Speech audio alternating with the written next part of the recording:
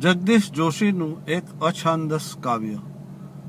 શીર્ષક છે અરે કોઈ તો. હું એકાગ્ર ચિત્તે વાંચું છું.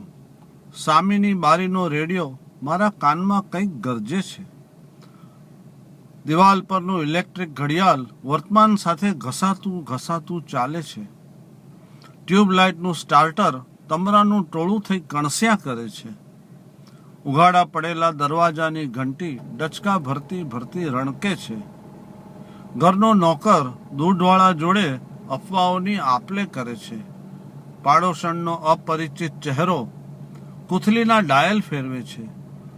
રસ્તા પરનો નાહકનો ઝઘડો બારી વાટે મારા ઘરમાં પ્રવેશે છે. ઓચિંતો ફ્યુઝ જતાં લાઇટ અંધારું થઈને પથરાઈ જાય છે. મારો આખો માળો અંધારો ધબ. નીચલે માળેથી વ્યાસ બૂમ પાડે છે, કાલિદાસ, તુકારામ, અલ્યા નરસિંહ, અરે કોઈ ઇલેક્ટ્રિશિયનને તો બોલાવો. અજવાળા. બાજુવાળા મીરાબેન સ્વસ્થ અવાજે કહે છે, અરે ગિરિધર સાંભળે છે કે? પહેલા મીણબત્તી તો લાવ. અને મારી ચાલીમાં, મારા માળામાં, મારા ઘરમાં, મારા દેશમાં મીણબત્તીની શોધાશોધ ચાલે છે.